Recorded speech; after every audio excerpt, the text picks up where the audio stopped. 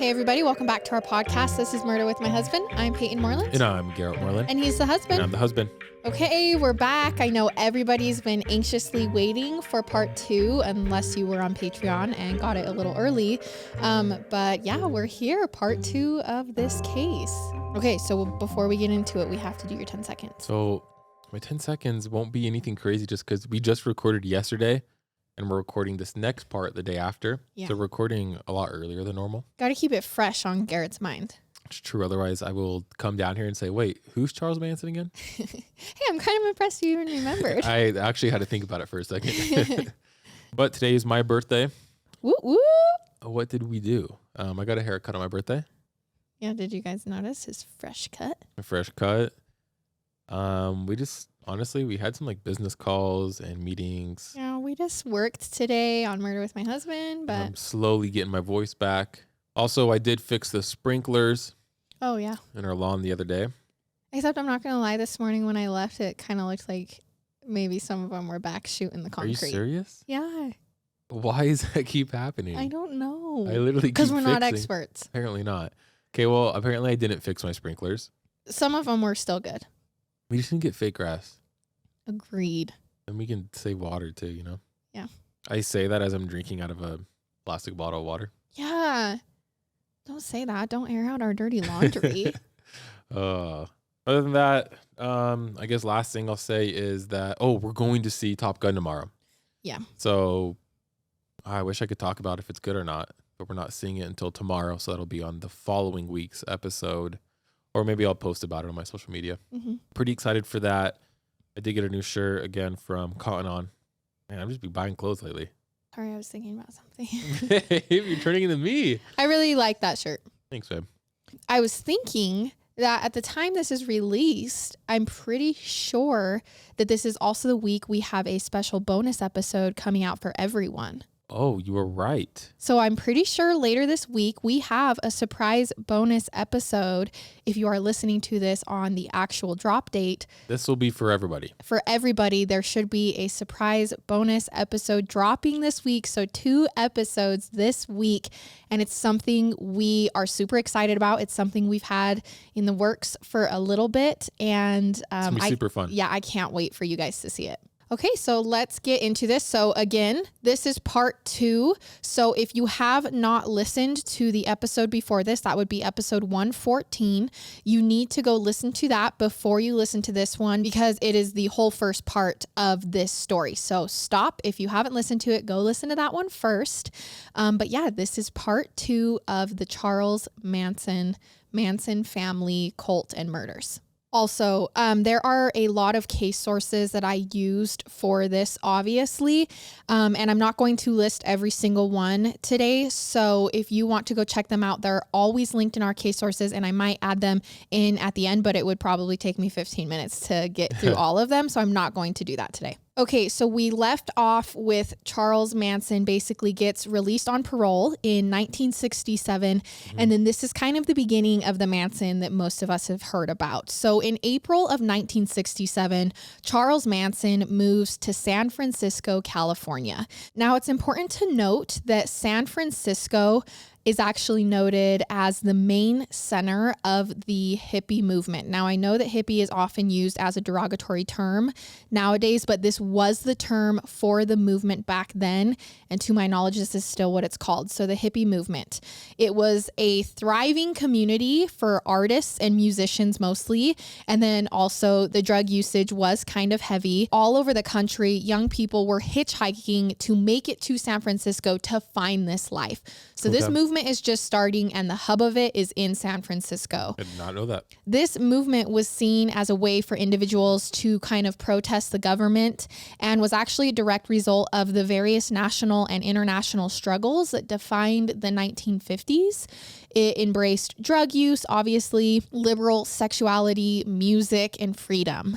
Charles Manson was actually actively participating in psychotic drugs and was even involved in a study through the National Institutes of Health on the effects of drugs on the counterculture movement, which was basically the hippie movement. This resulted from America's involvement in Vietnam and growth of the civil rights movement. It was a time where people began pushing back and not just following the status quo anymore. So essentially just all of these kind of crappy things were happening. And there was this movement of, hey, I think we can think for ourselves and trying to find peace and love within this. Charles actually even attended sessions with his probation officer where he was purposely given LSD and amphetamines for research purposes. This is how big this movement was becoming in San Francisco. Everyone wanted to know if this new thing worked. LSD drugs weren't known. And so people wanted to know what these were. That's crazy, just handing out LSD like it's nothing. And it was here that Charles Manson began collecting what we would eventually know to become his in real life followers. I want to give a brief overview in case someone doesn't know about the soon to be Manson family, which according to Garrett, I don't even think you really know. So just a quick thing before we dive deep into it. The Manson family was a commune and cult led by Charles Manson that was active in California from the late 1960s until the early 1970s. The group consisted of, at its peak, 100 followers, and they lived an unconventional lifestyle with avid use of LSD, hippie culture, and communal living. 100 followers does not seem like a lot of people. But in real life, everyone living in this tiny little area with 100 people is kind of a lot of people. Okay. If you think about it that way, they're all living together, and that's kind of a lot of people. I guess it just seems like 100 people can't do a lot of damage. Right. Or you could shut it down easily. Mm-hmm. This is actually a good part, and I'm sure I'll mention this later, but we can get into it now. You saying you would shut it down easily now, today. But back then, this type of movement, Charles Manson's cult, was part of a bigger movement. He was abusing and manipulating a movement that was already happening. Okay. So I think he was kind of like sliding under the radar because he was masking it as this thing that everyone was doing, even though, no, not every single person was in a cult. You know what I mean? Yeah. So sex was a major part of the Manson family, and everyone slept with everyone there. That's what it was about. It was about being free and accepting it and living this lifestyle. So Charles's first recruit was a young girl named Mary Bruner, who worked at UC Berkeley. So Charles actually met her right after getting out on parole, and he had nowhere to live at this point. And she actually invites him to stay with her if he would stop using drugs. She was from Wisconsin and had earned her BA and worked as an assistant librarian. But it wasn't long after getting involved with Charles that Mary decides to give up her job, start partaking in the new lifestyle with Charles, and eventually actually help recruit other members into what would be called the family. And this is not the last time we're going to see what seems to be a successful young girl starting her life, all of a sudden getting sucked into this with Charles Manson. Then in May of 1967, Charles meets a woman named Lynette Fromey, who was a teenage runaway and was known as Squeaky. That was her nickname. After recruiting Squeaky, Manson finds 19-year-old Patricia Krenwinkel and 20-year-old Susan Atkins while he was playing his guitar. And that was obviously his whole thing. Like I said, music and love. So this is how he's kind of attracting the girls. His music is already big right now, and he's kind of attracting them with this. So Charles Manson, Mary, Lynette, and Patricia Krenwinkel and Susan Atkins all begin living and traveling around in an old school bus that they painted black. The girls believed Charles Manson was their leader and actually was a manifestation of Jesus Christ living in California. So already off the bat, he has convinced these girls, these young girls, like I said, most of them are teenagers, that he is Jesus Christ living in California. He said those words, basically? Yes. Okay. Mm-hmm. And when you say young girls, as young as 14. Oh. Not these specific girls, but in the family, there were girls as young as 14. Okay, I thought you meant girls that are 18, 19. Right, and these girls are 18, 19. But there was girls as young as 14, yes. Okay. So Charles Manson actually spent a lot of time preaching and teaching, using music and drugs within all of that. And you need to remember, I said that the flood of young adults were making their way to San Francisco to be a part of this new movement, the music and the free spirit movement, which is why I just said it's not not that weird to think that Charles Manson was so easily recruiting people to his way of life. Together, him and the girls actually drove to Washington State so Charles could try and find his mother. But really, he dropped in on Kathleen's house and told Kathleen's daughter from another marriage that he was a bill collector and she needed to find him money. This is just the start of the schemes that Charles and his following would pull. And in July of 1967, Charles actually gets arrested for interfering with the arrest of one of his followers, Ruth Ann Morehouse, who was a teenager. A lot of the girls who were becoming part of the Manson family were young runaways or girls labeled as rebellious teenagers. Okay. So when the cops interrogated Charles for this arrest, so one of his followers gets arrested and he comes to the bat for her and then he gets arrested. And he tells the cops that he was the young girl's minister. So this proves that already he knew what he was doing. He was getting all of these girls to follow him and live with him, and this was wrong because he's lying to authorities about it. It was around this time that Manson and his followers began referring to him as a prophet.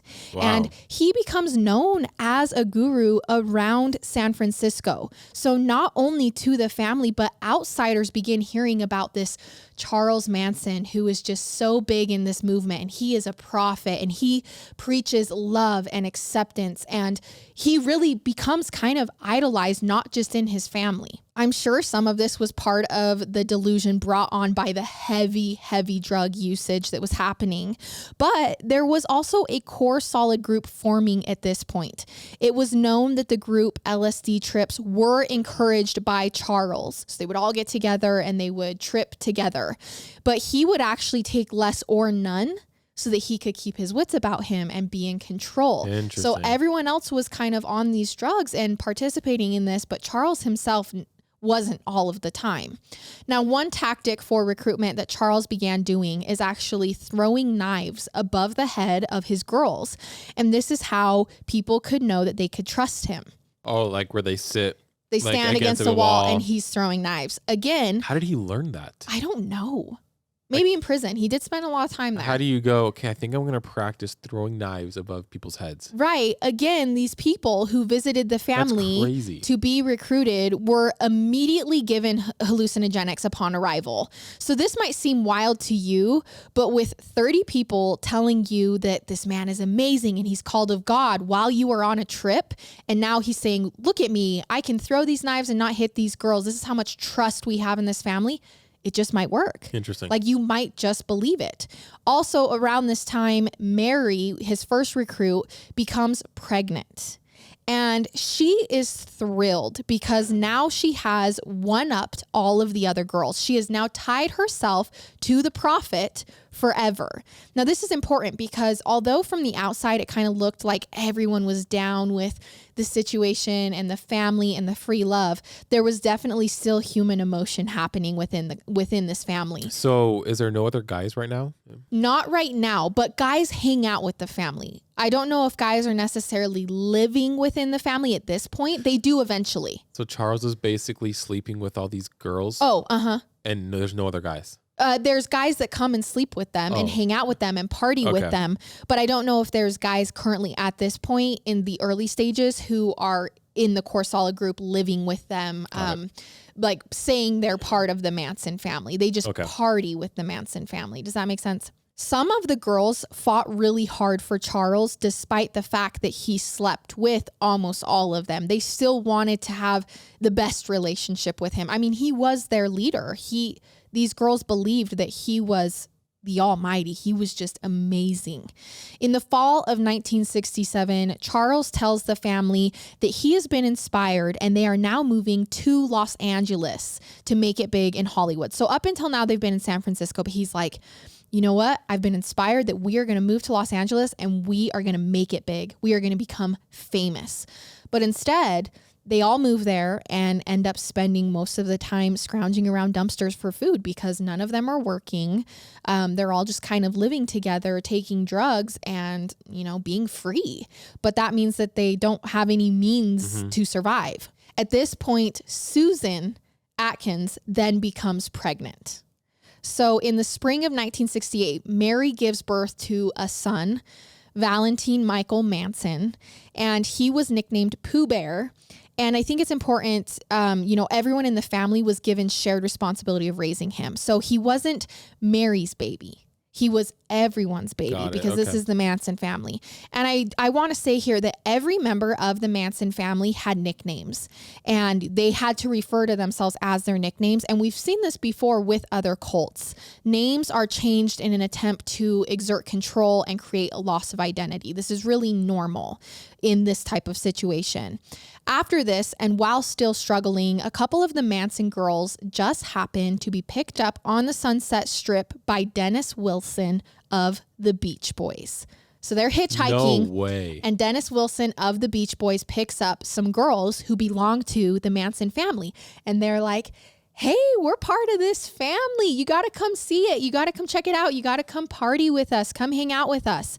This is when Charles Manson and Dennis Wilson become acquainted. What are the chances of that? Right. And Dennis was taken by Charles and this new fun way of life. I mean, they're already, you're hearing about this movement everywhere. It's the 70s or, the late 60s. Everyone's living like this, but Charles and his family are really living like this. And it seems good and fun from the outside. And I mean, I think it helps that when he shows up, Charles Manson is just drowning in pretty young women. And so of course, interesting, a man is going to want to party with this family. At this point, living on the streets and trying to make ends meet, Dennis Wilson, and your mind is going to be blown, decides to offer Charles and his girls room and board at his mansion on Sunset Boulevard. What in the world? Because he wants to be a part of this. He's begun hanging out with them. How did I not know that he was part of this? He's not a part of the family, but he's partying with them. Yeah. Like often. Often enough that he's like, hey, come move in this house. You guys are living on the streets. This is no way of life. Come move into my mansion on Sunset Boulevard and we will keep partying. That's insane. Right. So Charles and Dennis actually bond really well. They have a great friendship and they bond over their awful childhoods. And pretty soon, awful childhoods, again, Dennis is saying I had a hard childhood and Charles is saying, oh, everyone in my family hated me, and they bond over this. And Dennis is introducing Charles to all of his friends. But Dennis from the Beach Boys' friends in Hollywood are in the music industry. Yeah. Like he is meeting high up people in Hollywood. Charles Manson has now made his way and found his way into Hollywood. And he likes music. This is huge for Charles. He has been in love with music and he has said from the beginning that he's going to be bigger than the Beatles. And keep in mind, Charles, from the time he was 8 years old, is a con artist. He has manipulated people to get what he wants. And so for him to be being introduced to these big people, this is like him saying everything I have prophesied is coming true. Yeah, it kind of makes me mad because it makes him look right. Right. He's like, we're going to go to LA. We're going to be famous. Oh, of course. Dennis from the Beach Boys came over and offered you his mansion, right. And now you're getting introduced to all these guys. Well, and this is when Charles meets music producer Terry Melcher. Mm-hmm. Now, I know this name might be big to any of us, so I'm going to explain who this is. Terry Melcher is an American record producer, singer, and songwriter who was instrumental in shaping the late 1960s California sound and rock movement. He was the only child of actress and singer Doris Day, which you might recognize that name. He produced several songs for the Beach Boys, which was how he knew Dennis. Okay. So basically, at this time, Terry is the man you want to meet in California in the late 60s if you are looking into going into music. He is top notch. And Charles Manson has just met him and many other influential people in Hollywood. Meanwhile, the Manson family is still growing day by day while staying at Dennis's Sunset Boulevard house. And it begins to take a toll on Dennis. The Manson family has cost him over $100,000. Is he like feeding them and stuff too? Feeding them, buying them drugs, basically funding their lifestyle. Wow. He's paying for all of the medical bills, which kind of was a lot because there was a lot of STDs going around at this time because no one really understood safe sex or the practice of it, and they were all sleeping with each other, and so STDs were going around fast. And with this kind of free love attitude, Charles Manson begins trafficking out his women for favors and connections in the music industry. Oh my gosh, I did not know that. So he has convinced all of these girls that music is his calling. And this is how they are going to help him get there. This is part of the Manson family. This is in our future. If someone like Terry, the producer, comes to visit, Charles insists that the girls walk around without their shirts on, and then at the end of the night, show him a good time in hopes that it helps further his career. Now, I don't think the girls were necessarily protesting this, but this is also wrong. You know what I mean? Like, you can't just be saying these girls are going to provide sexual favors in hopes that it gets me somewhere. In the summer of 1968, Manson is recording more music. He's recording a ton of music in an attempt to get a record deal with the Beach Boys. He's like, I've got my in. I'm going so music heavy right now to try to get there.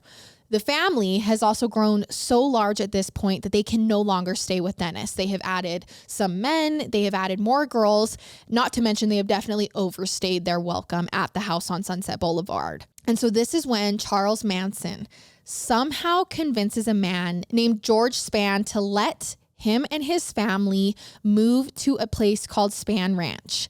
Now, Spann Ranch was a movie set owned by elderly George Spann. George owned this piece of land that was a movie set that he let movies use. It was a movie set. In order for the Manson family to come live there, George also lived there. And because of that, he had regular time with all of the girls at the ranch. This was how they lived there for free. He got free access to the Manson girls. And so basically the Manson family takes over the ranch. In fact, Lynette's nickname, Squeaky, this actually comes from the noise that she made when creepy old, nearly blind George ran his hand up her thigh. Oh my gosh. So that's where her nickname came from. And this is kind of tells you the atmosphere that's happening here. And this move to the ranch is where most stories really begin with Charles. The documentary I watched starts at this ranch because this is where the new ideologies and extreme practices begin. If you think of the Manson family, you most likely picture them in the middle of this ranch, sleeping on the floor in the barns, sitting in the rocking chairs on the decks, bathing together outside in the outside baths, and hiking around the area, just completely living free, walking around nude and on drugs. And it's around the time of this move to the ranch that the family reaches peak numbers. So 100 people living at this ranch. And with those peak followers is when Charles begins his doomsday cult theories, talking about this imminent apocalyptic race war that was bound to happen between the black and white population in America. Okay, so interesting. I mean, was he racist? Yes. Because I was going to ask, like, was he just doing it because he had nothing else better to do? Like, is he a racist? Does he want power? He is a racist. He wants power, but I mean, to his core, Charles Manson is a racist. Okay. He tells his followers, he's like, listen, there's going to be this race war between white people and black people are going to win. And the only white people that are going to survive are you, the Manson family. This is what he tells them. What a weirdo. And this is kind of when the Manson family becomes a religious cult in a way, because he's now talking about things that weren't just like, oh, we're this big family that lives together and worships me. It's now taking on another life. Manson considers himself the white leader and self-appointed master that would save them from this race war. Now, I do want to say here, if you are triggered by race, we are going to keep talking more about his theories here, so you can skip just a little bit. But Manson adopts the term Helter, skelter to describe this race war, which was taken from the lyrics of a song on the Beatles album. What does that even mean? The Beatles came up with they just say Helter Skelter. Okay. And then he says, you know what Helter Skelter is? It's the race war. The Beatles were talking about the race war. Got it. So it's not going to really make much sense, but this is what he's saying. So basically, Manson sits all of his followers down that are now living on the ranch and tells them he's been called to be the leader and the savior during Helter Skelter. That's so messed up. Like I said, Charles Manson, plain and simple, is a racist who was going to save his followers from black people. This is what he's saying on his That's ranch. so insane to think. Right. It is awful. It is not good, especially because the movement, the hippie movement was founded because of the civil rights movement. Like, people were saying, no, we can stand up to the government. We can talk on our own. And now he's using this. It's awful. He began preaching about the war to his followers every day. He's reading out of the Bible and saying, look, this passage in the Bible is about Helter Skelter. This Bible was written for me as the leader of this war. He says that they will be the only people to survive because of him, because he was sent to save them from Helter Skelter. According to Vox.com, as his warped vision went, while the race war was raging, Manson would lead his followers into a vast underground city, which he called the Pit. And this was where his followers would be able to morph into winged elves and other fantastical creatures if they wished. What the heck? Okay, remember, they are on hallucinogenics all day, every day. Come on. Yeah, but they are also like this is not Lord of the Rings. You know what I'm saying? Yes. It doesn't make sense. This is ridiculous. It doesn't make sense. And I think even back then people were like, what is he talking about? But also the Manson family was fun to party with, so people didn't care. You know, I can't blame people though for believing it, because there's times where Payton wants to be a vampire and she's pretty convinced that she is a vampire. True. She's not. But True. But okay, he's saying this is where we're going to hide out in the pit and you're going to be elves. And I guess for them it's like, oh, fun, I can be an elf. Well, and also they're like, good, I'll be safe from the race war that's coming. So insane. He says that when the war was done, he would then emerge from underground to take over the world from black people, because he believed they would win and then would be unfit to rule themselves. So this is what his plan is. This is what he says is going to happen. This was the full vision of Helter Skelter. This becomes a major issue in the murders that we are going to see coming up, because this was the real reason that Manson tried to make the murders look like they were done by the Black Panthers. If Black Americans refused to start a race war, Manson wanted to start it for them. So this is where the murders comes in. So did he have ties to like the KKK? Was he involved with the KKK? He was not, like that? Not that I can see. He was not involved with the KKK. Because it sounds like two groups of people who are extremely racist and doing bad things. Horrible things. And here's the thing is he's making this up because he's like, oh, I have to go kill white people now to make it look like black people are bad. Which if that doesn't describe racism in and of itself, I don't know what does. Yeah. So while all of this is happening, Charles is still trying vigorously to further his music career. So he's now talking about Helter Skelter, but he hasn't forgot that he wants to become bigger than the Beatles. In December of 1968, the Beach Boys do record one of the songs that Manson wrote. So there is a Beach Boys song that Charles Manson wrote. Originally it's called Cease to Exist, but they later retitled it to Never Learn Not to Love. And it was released as the B-side of their single Bluebirds Over the Mountain. Okay. Manson did not contribute to this recording at all. He just wrote the song. He was upset that he wasn't credited for this, though. It's safe to say that despite having made really good connections, Charles Manson himself was realizing more and more that his music career was just not happening. It had been time, he had been recording, he had been in with these people, and it wasn't getting anywhere because people like Terry Melcher really thought he was crazy. Yeah. They were like, oh, I like that you party. I like that you have a fun place to be and you have all these girls, but like, I'm not signing you. You're insane. Yes. And while Dennis Wilson had been much more welcoming and open to Manson's ideas and family, Terry Melcher was more private, didn't spend much time hanging out with them, and was turned off by the ranch and by the teachings that Charles Manson was practicing. He was like, hey, you guys are out of your mind. So now this tension between Terry Melcher and Charles Manson was honestly, probably like this. Terry thinking there is this weird and obnoxious guy who kind of bums off people and is incessantly bothering him.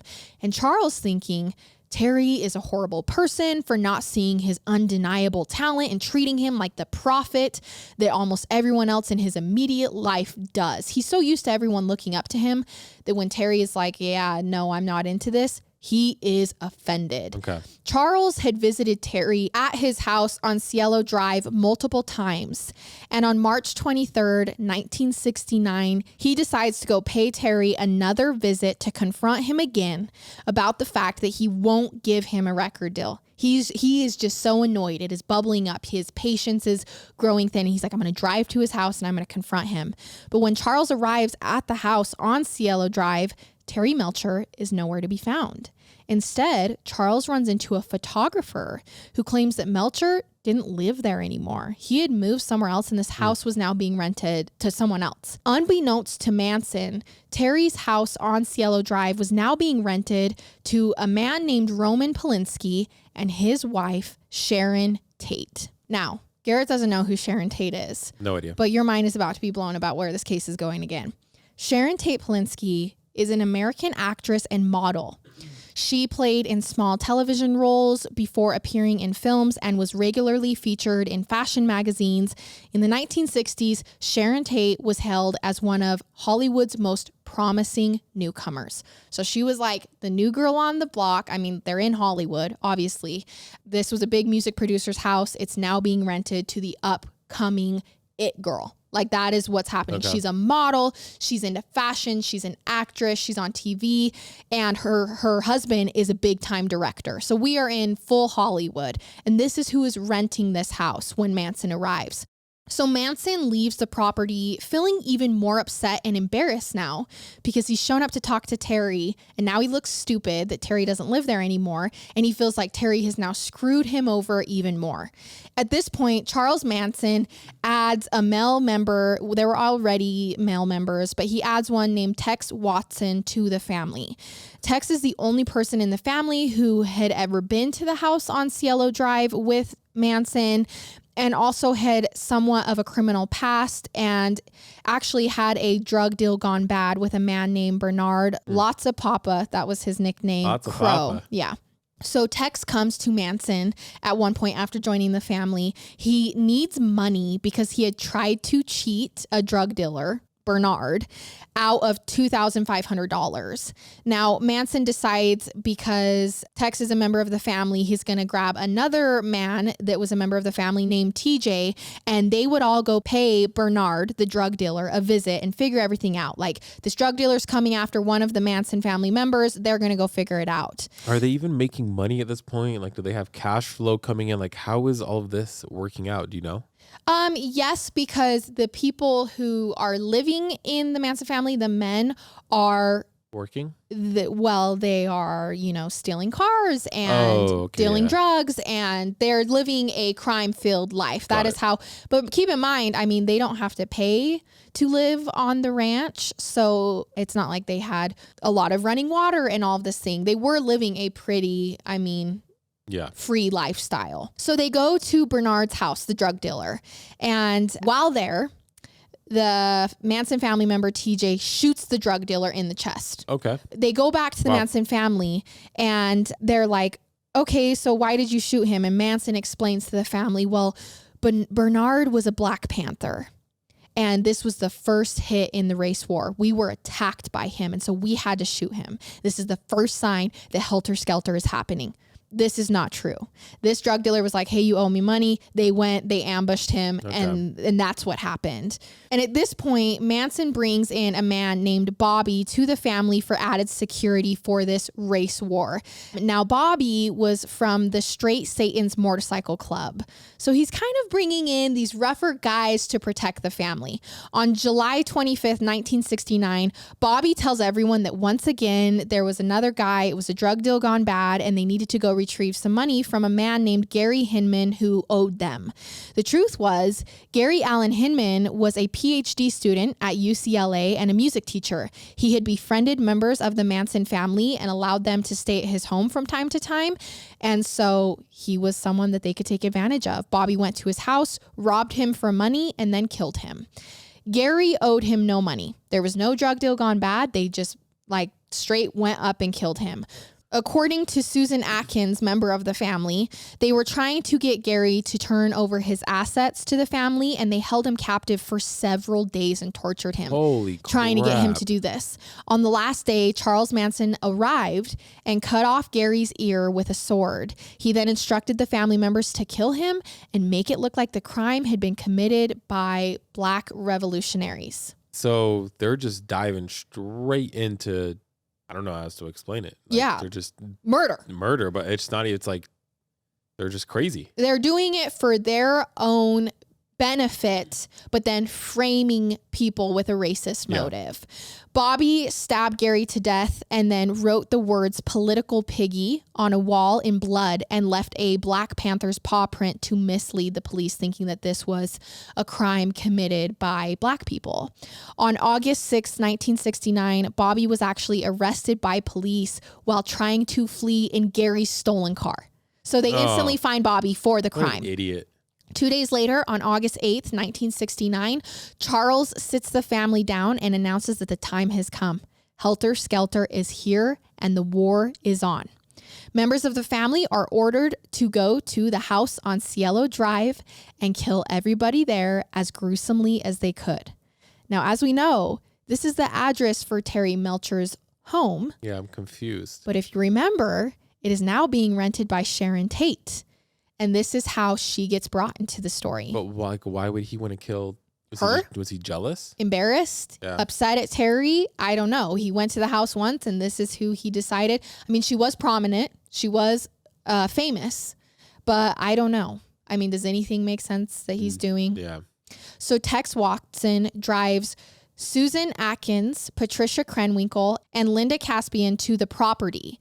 Now, note here that Charles Manson does not go with them. He stays back at the ranch. Arriving after midnight, they run into an 18-year-old boy named Stephen Parent, who was visiting the caretaker of the property. They run into him outside of the home. Tex attempts to slash Stephen outside of the house with a knife, but Stephen puts his arm up in defense, and so the knife ends up cutting his wristwatch off and then severing his tendons in his wrist. Tex then shoots him 4 times in the chest and abdomen. No. And the family continues making their way into the house. So, I mean... just like killing innocent people, just... Right. And you're going to understand why this is so infamous, because it is just... It's crazy. It is crazy.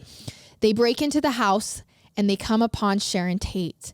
Now, I have to mention here, Sharon Tate is 8 months pregnant. Oh, no. 8 months pregnant. I cannot. Sharon's friend is also at the house, and it's her hairstylist. His name is Jay Sebring. Roman's friend and screenwriter Wojtek Frykowski is there. And then also Frykowski's partner, Abigail Folger, who was the heiress to the Folger coffee fortune. Okay. This is who's at the house. Working together, the Manson family members, Tex and 3 women, gather the guests into the living room by tying ropes around their necks. So there's only 4 of them? 4 members of the Manson family there. Oh, I thought there was like more for some reason. Only 4 have gone to this house. Okay. And Charles Manson is not with them. Linda Caspian actually remains outside of the house as a lookout. So it's just the rest of them inside the house with the people. While they're doing this, Wojtek Frykowski asked Tex who he was and what he wants. And he replied, "I'm the devil and I want your money." Tex was being fairly rough with Sharon, who is 8 months pregnant at this point. And so her hairstylist and friend, Jay, says, "Please stop. Can you stop being so rough with her? She's pregnant. Whatever you want, we'll give it to you, but can you please stop?" He was then promptly shot and stabbed several times in front of everyone. Oh no, this is so messed up. It's so messed up. Eventually, Wojtek and Abigail Folger actually loosen their ties enough and escape out of the house into the pool area, but they don't make it very far. They're eventually tracked down and killed by Patricia Krenwinkel and Tex Watson. Do they all have guns? Guns, knives, everything. Wojtek was stabbed 51 times outside. So it's back and forth about whether Susan Atkins or Tex Watson back in the house kills Sharon Tate and her unborn child by stabbing her to death. How can you be that brainwashed? Like, how can you be that brainwashed where not only are you going to kill people because someone else told you to, Right. but also you're going to kill a pregnant lady and kill someone and stab them 51 times. That makes zero sense. And I think Garrett is just hitting the nail on the head here. The thing that is just so mind-boggling about this case is that Charles Manson isn't even with them. He has brainwashed these people enough to murder for him. Like that is the extent, and that is why this case is so infamous. Because how does this happen? Yeah. How do these people, how are they loyal enough, and how have they gotten to the point where they are going to go to a house where they know nobody? They don't even know who these people are. They're going to go in, and they're not just going to kill these people. They are going to brutally slaughter these people. Susan did end up writing the word pig across the front door on the home in Sharon's blood. By the end of the night, 5 people had been murdered on the property, all at the direction of Charles Manson, who physically had no part in the murders themselves. On August 9th, 1969, the gruesome murder scene on Cielo Drive is discovered by the housekeeper when she arrived for work. The Los Angeles County Sheriff's Department and Los Angeles Police Department work the crime scene, where they find all 5 bodies covered in blood with multiple stab wounds, and the scene, goes viral for what can go viral. Back in 1969, everyone is like, oh my gosh, Sharon Tate, the upcoming actress, was 8 months pregnant. She was stabbed to death. The pig is written across the door in her blood. 51 times Wojtek was stabbed. Like, people are like, what happened at this house? The next day, August 10th, 1969, Tex, Susan, Patricia, Linda, and Charles, along with Leslie Van Houten and Clem Grogan, go for a drive. These are all people from the Manson family. After hearing and watching the news, Charles was upset that it didn't mention a connection to the Black Panthers. So he's like, whoa, we just did this trying to frame these people, and they didn't even get it. And then also, they didn't connect Gary's murder to it. So he decides, okay, we're going to plot another set of murders to bring attention to this race war that he was concocting in his mind and the minds of his followers. He instructs Linda Caspian to drive to a house at 3301 Waverly Drive in Los Angeles. They tie up all of the occupants in the house, who ended up being supermarket executive Leno LaBianca and his wife, Rosemary. Tex stabs Leno and then Rosemary as well. Patricia also stabs Rosemary. Leslie Van Houten was then instructed to also stab Rosemary. So everyone that goes is instructed to partake in this almost ritualistic this is so killing. Weird. She ended up being stabbed 41 times. Because each person took a turn. All possessed. Right. They used a kitchen steak knife and carving fork from the victim's home. Patricia then wrote Rise and Death to Pigs on the walls, along with Helter Skelter on the refrigerator door in Leno's blood. Helter was misspelled. I assume at this point that the cops know that it's not Black Panthers and something's going on.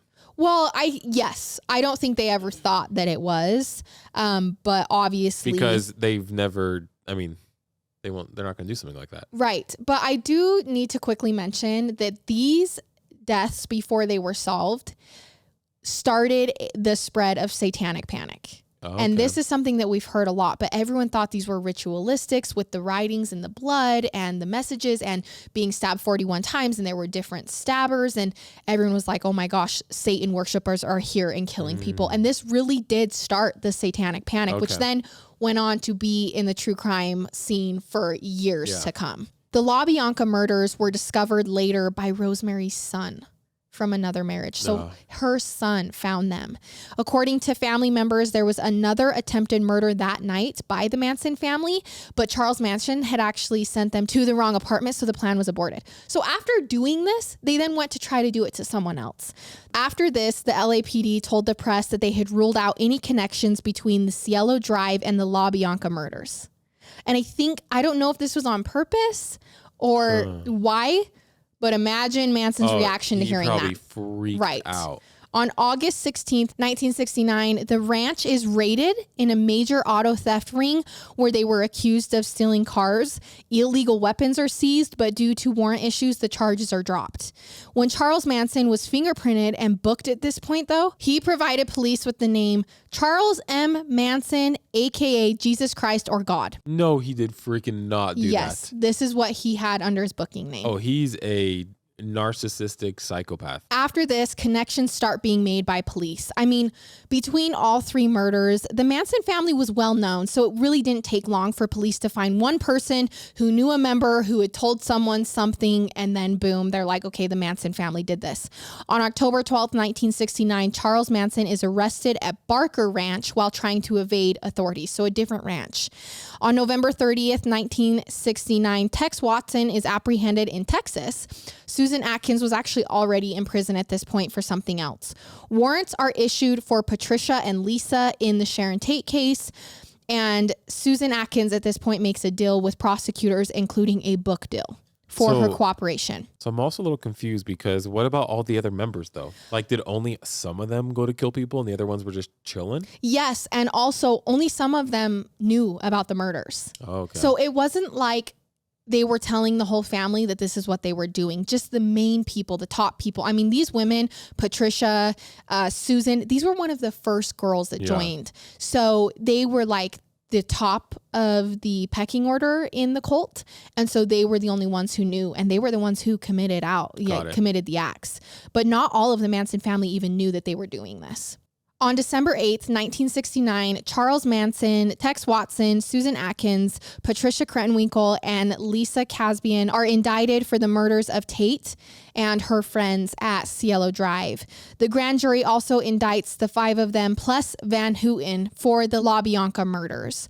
On December 19th, 1969, Life magazine does a cover story on Charles Manson, and this becomes infamous. It led to nationwide notoriety as America finds out about the Manson cult. So this Life magazine basically comes forward and says, there's this cult in California who was masking themselves under the free love, and like he believed there was this race war happening. He was racist. It was called Helter Skelter, and they murdered all these people. And so this just goes like insane. I mean, obviously you knew the name Charles Manson. I just didn't know any of this though. Right. On June 15th, 1970, the trial begins, and Lisa Caspian was actually granted immunity in exchange for testimony with details from the Tate murders, which is how we knew everything that happened that night. She had acted as lookout as well, so she didn't actually participate in any, she didn't physically kill any of them. She was there though. Lisa, Charles, Susan, and Patricia were charged with 7 counts of murder and 1 of conspiracy. Van Houten was charged with 2 counts of murder and 1 conspiracy for her participation in the La Bianca murders.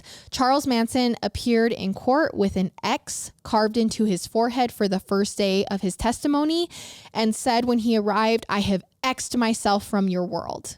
I think it's so funny that he's still, because I fully believe that, and I haven't heard a ton about his story or about him other than what you've told me, but I fully believe he's like, he knows he's putting on this persona and he's still playing this character up. And so just, dude, drop it at this point. I'm so glad you said this. Like, what do you I am drop so it? glad you said this because I think he's smart enough. He's smart enough. Mm-hmm. He knew Life magazine had come out. There were people who knew, everyone knew Charles Manson at this point. So when he showed up, he said, I am about to play the role of crazy cult leader. Yep. That is what he did. So he literally carved an X into his head and said, I've X'd myself from your world. Oh my gosh. The following day, Lisa, Susan, and Patricia, who are the women that are being charged, show up to court with an X on their foreheads. Okay. So they are playing into I don't know if they're playing into it. They are still in the cult. They are still, I don't know if they're brainwashed. I don't know if they're playing into it, but they go, our leader did this. We're going to do this. The Manson family members on the outside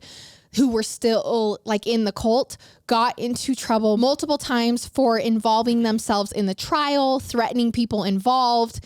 They often carried visible knives, making the entire courtroom uncomfortable. So even though it's just these members of the Manson family cult members are still surrounding the courthouse saying he's a prophet. They're still all in on this. They're coming into court, praising him, everything. On October 5th, 1970, Manson attempts to attack the judge when he was denied a request to cross-examine a witness. He had to be wrestled to the ground and removed from the courtroom along with all of the female defendants who, when this happened, began chanting in Latin.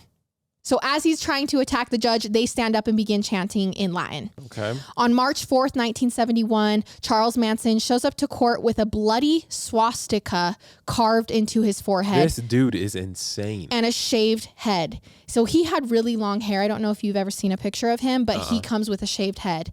He says, "I am the devil, and the devil always has a bald head."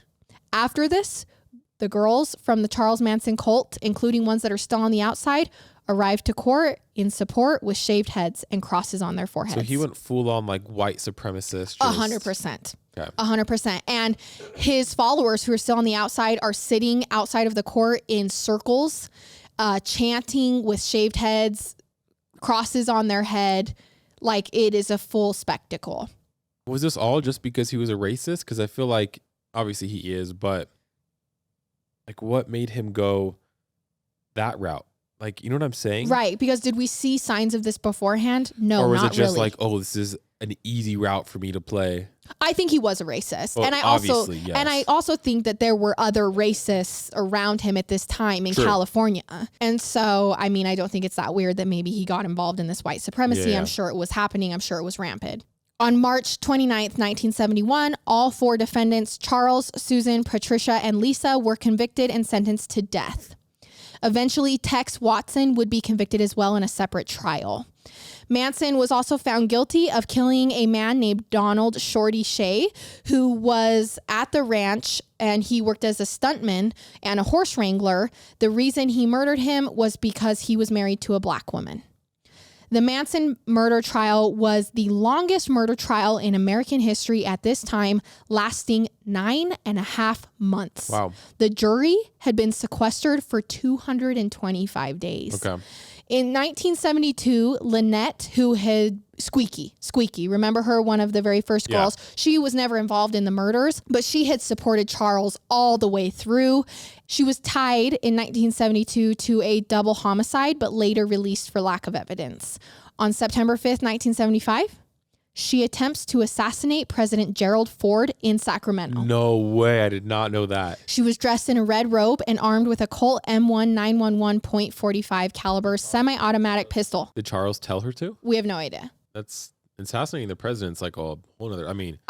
I just think it goes to show that even after Charles was in prison, his followers, I mean, were pretty messed up, and some of the heavy ones followed him. And I don't know if she had been in correspondence with Charles and this was a command of him, or if she was now doing this and still participating in a cult. I am unaware. She was arrested and convicted to life in prison. Obviously, you can't attempt to assassinate the president.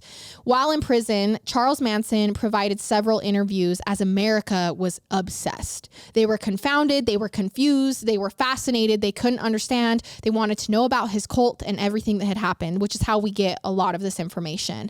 Someone attempted to murder Charles Manson while he was in prison by lighting him on fire. He received 2nd and 3rd degree burns to 20% of his body, but he lived. Most of Charles Manson's interviews from prison are difficult to watch because at this point he is not all the way there.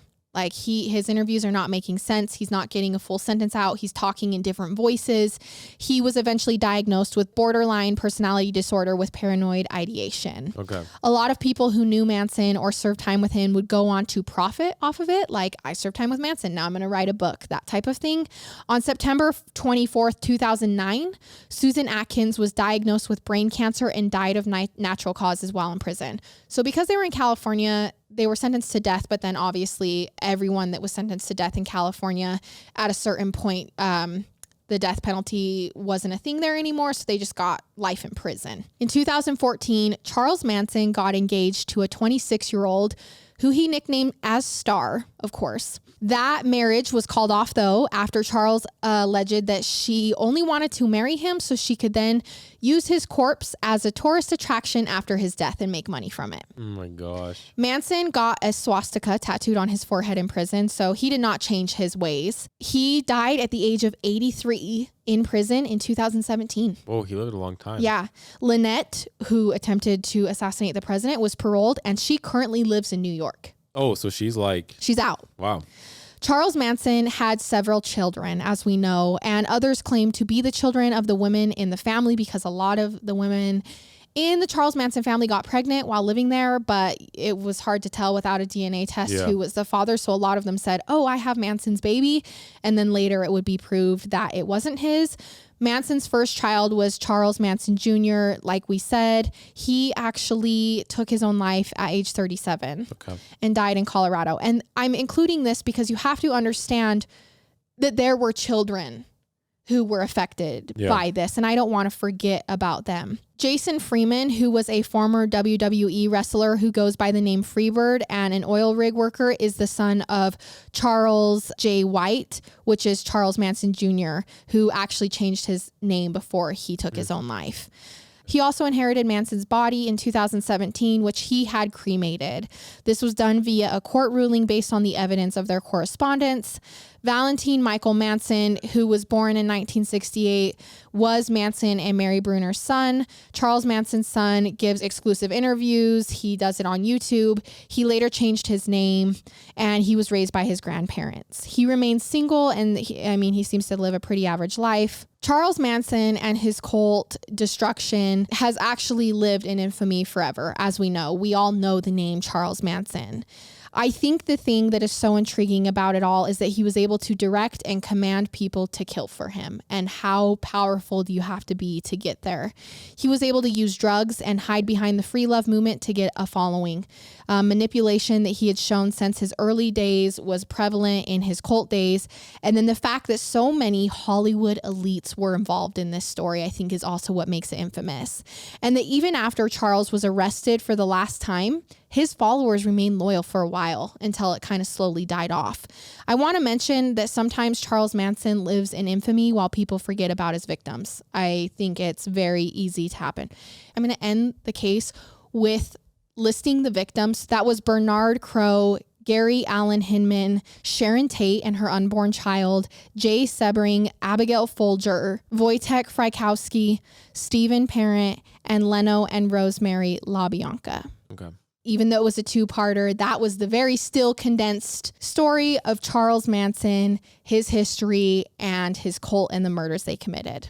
Yeah, I just think to convince other people to kill for you is... It's a whole new level. It's something else, because I actually think it's easier to probably, like the different cult stories that they all kill themselves or on one night or something. I feel like that's probably easier than it is to convince someone to kill someone else. And not just assassinate someone.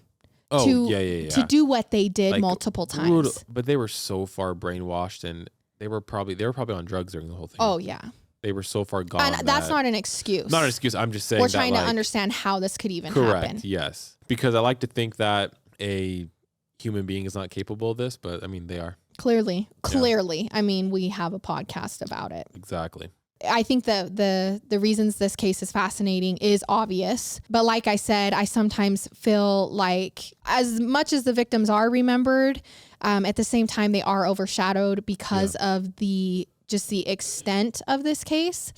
And so I do just want to end the case with everyone thinking about them and thinking that they had real lives. They were real people. They're not just a story. And also there were children who came out of this who were affected as well. And that is how we're going to end the case. Okay, you guys, thank you so much. This was a fun one. We don't do two-parters often, but sometimes I do feel like they are necessary.